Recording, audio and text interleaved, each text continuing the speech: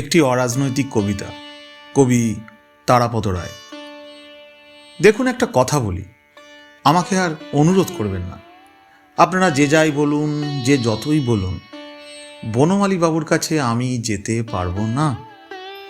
বনমালী বাবু ভদ্রলোকটি বড় বুদ্ধিমান।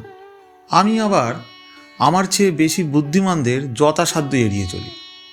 বনমালী বাবুর শীতাতপ নিয়ন্ত্রিত বসার ঘরে নরম সোফায় গা এলিয়ে সুদৃশ্য পেয়ালায় দার্জিলিং চা, সেই সঙ্গে ভগবান গোলার ভাগ চাষিদের সমস্যা অথবা বিশ্বায়নের সুযোগে নিমের দাঁতনের কারখানা।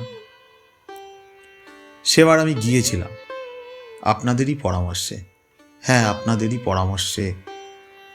আমাদের বাড়ির পুরনো কাজের দিদি মঙ্গলার 14 বছরের মেয়েকে তাদের বস্তি থেকে আগের দিন মাঝরাতে কারা তুলে নিয়ে গেছিল, তার কোনো খোঁজ খবর করা সম্ভব কিনা।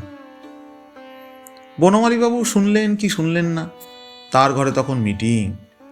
মন্ত্রীর জন্মদিন, যত বছর বয়স ততগুলি গাজীপুরি গোলাপ নাকি রক্তকমল দিয়ে মালা গাঁথা হবে, এই নিয়ে আলোচনা। এর মধ্যে সিঙ্গাপুরি কলা দিয়ে জন্মদিনের মালা হোক, এই বলে খোলা জানালার ওপাশ থেকে কি যেন ছুটে পালালো। তারপর হই হই, হাতাহাতি, চিৎকার, আস্ফালন। মঙ্গলার মেয়ের খোঁজ আর নেওয়া গেল না। কোনোদিন কোনো খোঁজই, কোনো সমাধানই বনমালী বাবুর কাছে পাওয়া যায়নি। কোনোদিন পাওয়া যাবে বলেও মনে হয় না। আপনারা আমাকে অনুরোধ করবেন না। আমি বনমালী বাবুর কাছে যাব না। আমি বনমালী বাবুর কাছে যাব না।